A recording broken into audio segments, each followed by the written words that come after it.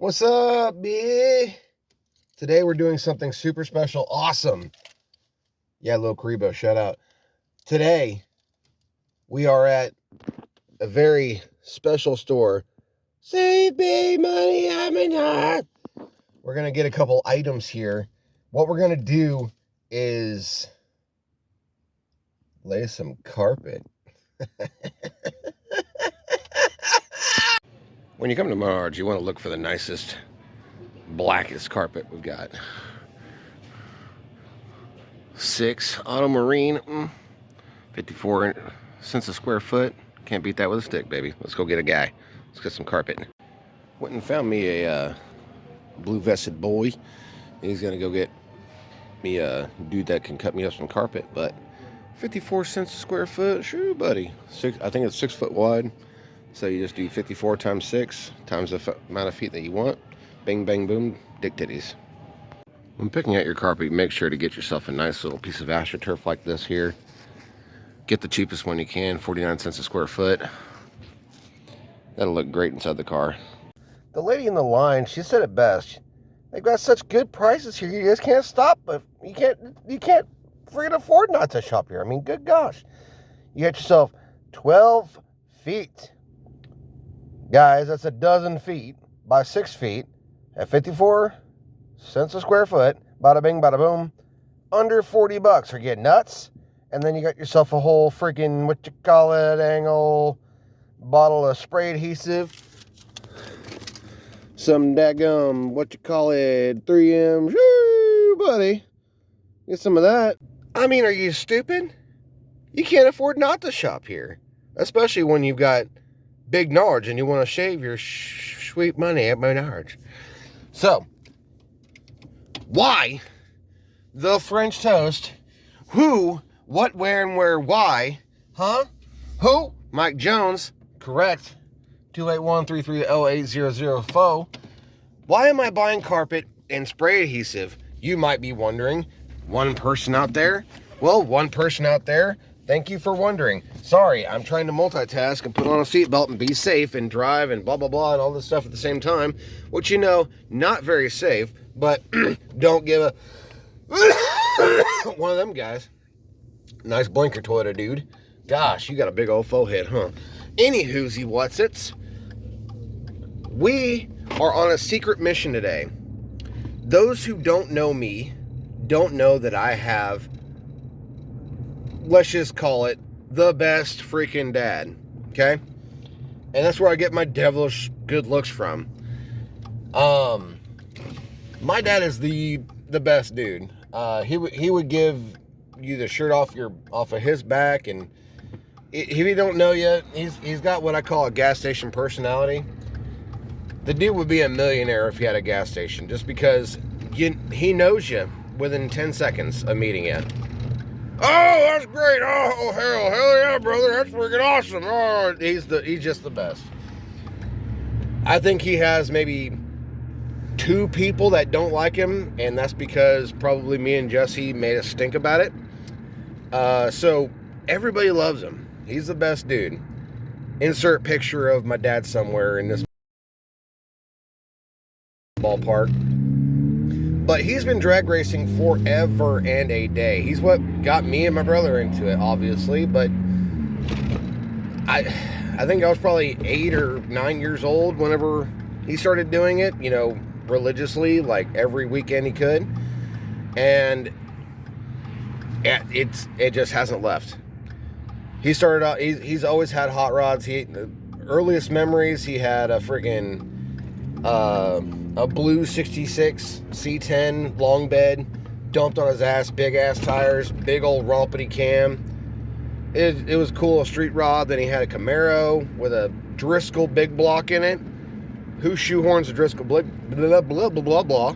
You know what I mean? Traded that car off.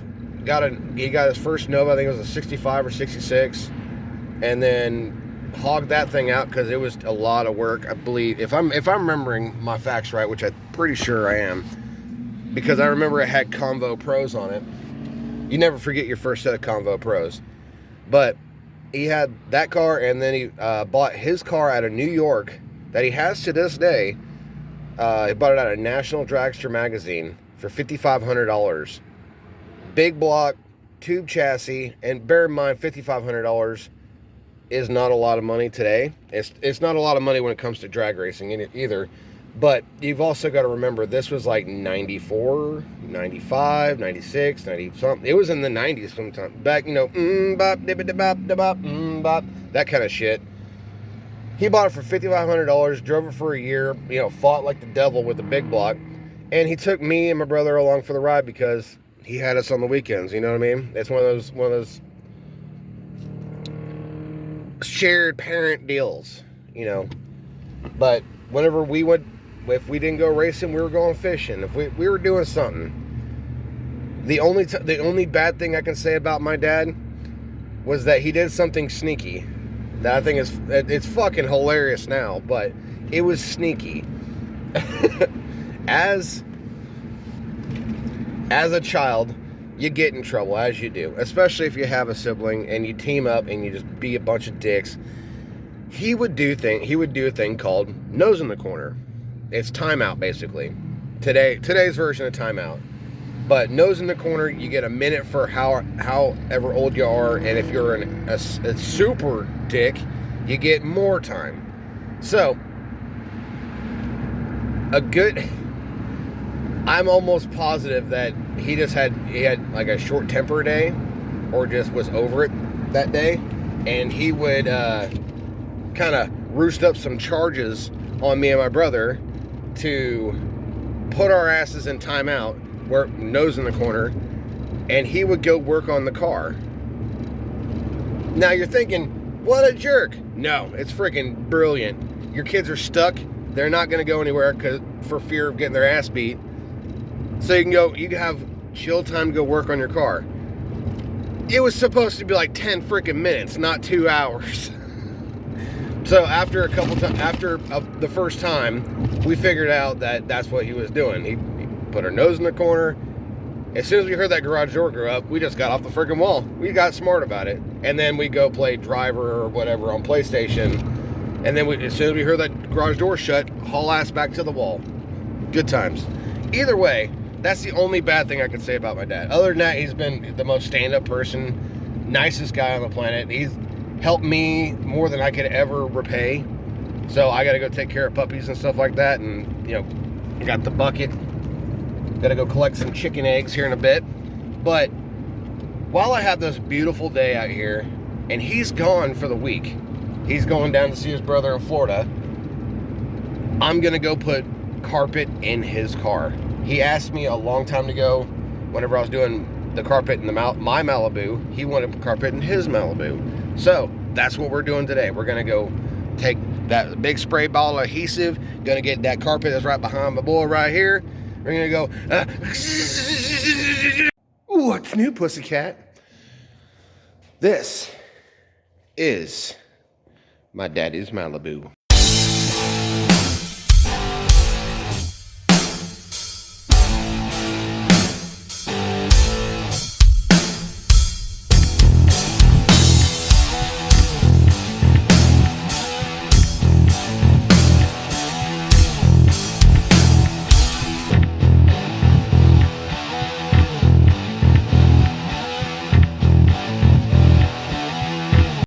Ain't she something special? Beautiful little car. So, the problem being, we got no carpet. But we got the carpet. But there's no carpet. But there's carpet right here.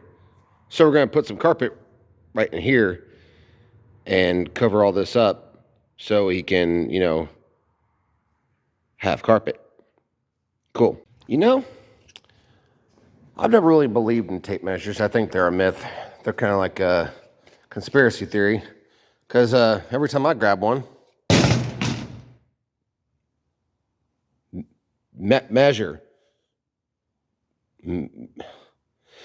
This is what I'm talking about. It doesn't do jack. Okay, tape measure. 45 on the wheel tubs, 59 and change, so 6 feet from bing to bang to boom. So that's 6 feet wide, shave a foot off of it, and you make the width, but you don't want to cut it just uniformly at 5 feet because you've got bubbles on the wheel tubs, and if you cut it like that, you're gonna look stupid. It's gonna look dumb. Big dumb. Unless you don't want to wrap the wheel tubs, which I don't think I'm going to do. I'm not gonna wrap the wheel tubs. Yeah, we're not gonna do that. Like the way I'm looking at you, Daddy? Before you cut anything, take the battery out of the damn thing. If I guess this right on the first shot, I'm gonna do nothing. Ha ha ha. Oh God, they're so big. You want to make sure to leave your glasses right in the way so you smash it with a battery. As you can see, such pretty black carpet that will be in there. Okay, so as a quick rundown, took the tape measure, didn't do jack shit, so I went ahead and guesstimated. We got 4 feet deep by 5 feet wide. We're not going to do the fender wells. What we'll probably do is I'll clean those up. Got to clean all this stuff up. I'm going to glass cleaner, brake cleaner, just to get a nice stickable surface, and we'll start from the back. This is the back. We'll start from the front, the little lip up there, and work our way back, because battery tray, holder downer, bobber guy, and then we're gonna have to do some customization and do some cutting around this boy right here to get that to work.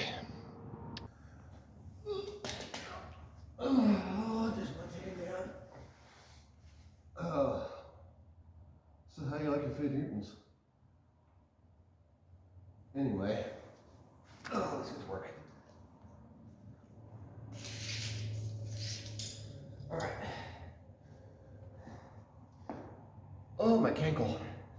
Okay, so you got 6 foot wide by 12 feet deep. That's what we got to work with. Got plenty of carpet, but you don't want to just be burning the stuff because it's not expensive, but it is time consuming to have to go back up there and buy more, and time is money and money is money. So with 6 feet wide, we want to go 5 feet across. So what we're going to do up here is we're basically going to use this extra foot right here as scrap. So what we're going to do is going to go ahead and break out a little tape marker action. If you have something else, maybe a fabric marker, or if they make one of those, whatever. And what we're going to do, and we'll trim this up in post. In post meaning in the car. Let's get little white dots right there. That's about 5 feet. That's about right on 5 feet. And then we're gonna go down to 4 feet. We'll do a couple that's going right along the edge here. As you know, that's the only straight edge that we have. Do a little Zots kebab right there on 4.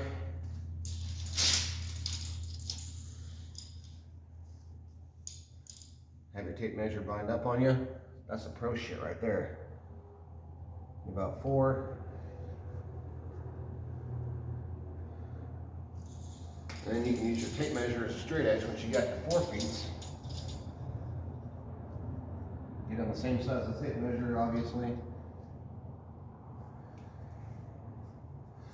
And instead of marking it up and having more shit to clean and tinker with, go ahead and just run your blade down it.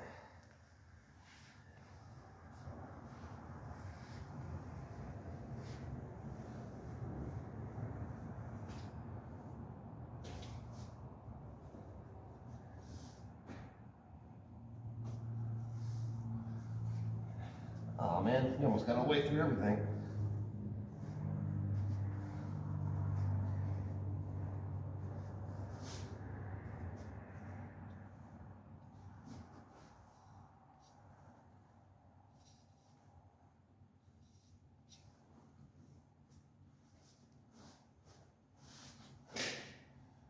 Look at that, friggin' perfect. Okay, now we have a straight edge on this side for the most part. We can bring out the tape marker boy again. Give it just a vague little dot so you got something to reference. Put it on there, and then you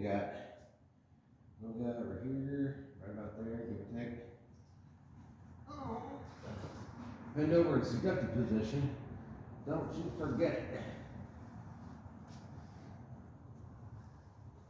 If you're going to go off kilter and not have a perfect straight line, go big. It's better to go wide and have to trim a little than not have enough. You have to do some filler garbage.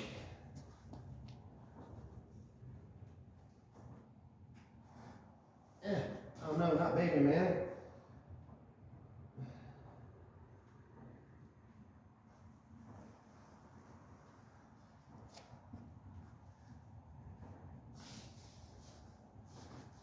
Come on, baby. Light my fire.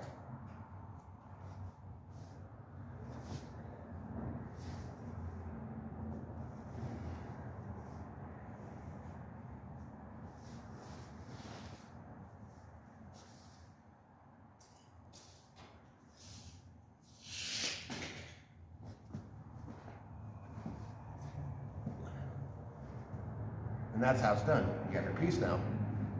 Now, for the fun part, which I should have done beforehand, but what you do is freaking prep the surface. Prep the surface. Show you how to prep the surface here shortly. Okay, here's what you do. You want something that's going to take some bullshit off of it, and you want something that's going to take the wetness out of it. Dirty rags. If this was like a professional Concord thing, do you think we'd be doing a Malibu wagon? Nobody restores a Malibu wagon. Only G's do that. There's not a whole lot of G's left. Anywho, what's this? We're gonna wax tar, blah blah blah, just to get some of the extra crap out of it. We'll probably run a vacuum through it, and then we're gonna brake clean it, just so it soaks up all the wetness, moistness, moist, big moist, big. Oh, wipe down. Not going to be the best job on the planet. Doesn't have to be. Because guess what? It's getting covered up by carpet. Covered up by carpet. Dang it. Covered up by... Alright, cool. Yep, there's carpet in there. Now, he's got to figure out what to do about this guy. So, do I put like a little hook in there? I mean, you can get your hand in there pretty easy. I'm thinking, just roll with it. Okay, and I know. Well, what if you're gonna do something dumb and you make it? How you gonna open it without the dip? We gotta get to it fast. I thought of that, dummy. You chili con carne. Bop. Motherfucking handle, baby. Easy on the eyes, cross your thighs. Oh, that's just a little piece of schmutz. That's a lot better, I think. I like to think so. I might trim that up just a little. Just a schmutz right there in the little corner. Trim that up, but hell yeah. I think I'll hold off on doing the rest of it. But this was a big eyesore. When you pop the back open, it kind of looked crummy. And it doesn't help that I totally zotz myself while putting the battery back. But that's neither here nor there. Yeah. To summarize, you too can make your car, and bear in mind, this needs a vacuum and a wipe down and all that stuff. I got shoe prints and all that crap all over it. Bear in mind, for the price of one of these bad boys, at Menards is $12. You get yourself a roll of carpet. I got a whole bunch left. I'm sure we'll do something with it, but for $50, literally, it came out to like $55 after tax, and that was because I bought too much carpet. For $55, you can make your car look a little bit snazzier. As Derek would say, this is a going to town rig now. This is fancy dancy. If only it didn't cost, $12 a gallon. But yeah, That's all we got for this one. Love, peace, and chicken grease. Bye-bye.